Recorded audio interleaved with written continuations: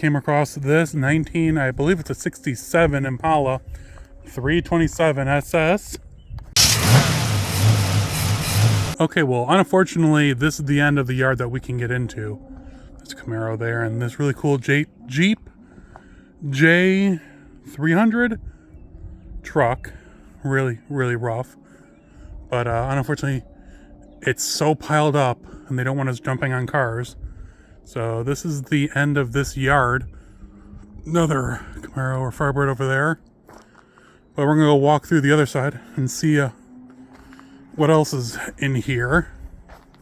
Ooh, here's like a C20, and there's another C20, and so there's still cool stuff, just on that side now.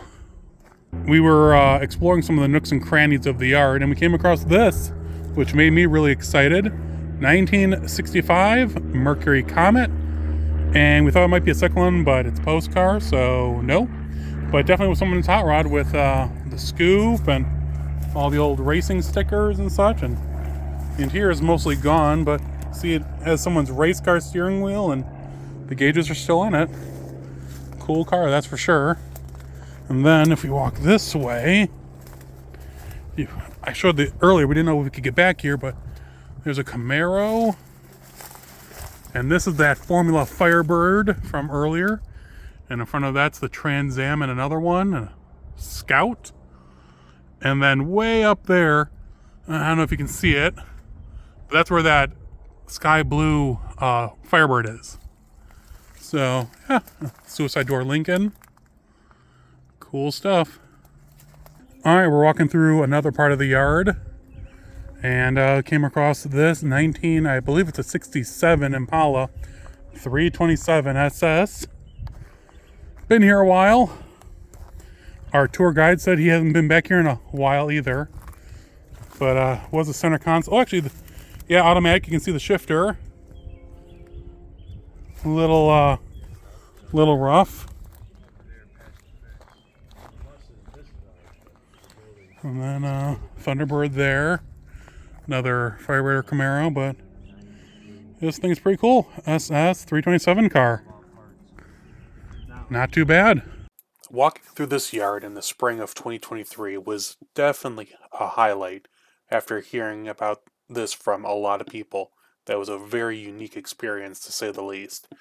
I was appreciative that our host allowed us the opportunity, me and my friend Eric, to document the yard to the best of our abilities on that day. You can see the weather was not the greatest, and so we had to cut it short because we had one further stop to make right after this. And that's why there's no video of any of these cars. We really were going through, documenting as much as we could before the snow and whatever else was came through. But there was a bunch of stuff, and there was even more you couldn't see. Like in the video it said, there was stuff buried behind cars, behind more cars, behind trees and bushes.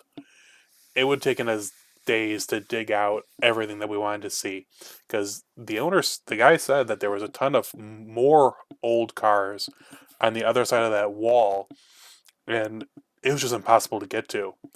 So we went through real quick, just documented what we could with photography, and promised that we would get back there probably in the spring of 2024. We were hoping for 2023, but never got it done. And here's to the next one. Hey everyone, hope you enjoyed that video from the junkyard in Wisconsin. This is the last video from the actual yard. Unfortunately, by the time we were filming, it gotten really cold. You can see in some of the videos that it was snowing and sleeting, so things didn't quite work out the way we wanted to. Plus, we had one more thing we had to look at before we left, and it was off property. So to make sure we didn't lose the rest of the light and we didn't freeze our rear ends off, we decided to cut it short and move on to the last section, which will be next week's video, which will be the first video of 2024. As I record this, it is Christmas Eve 2023, and Santa just left me a pile of coal.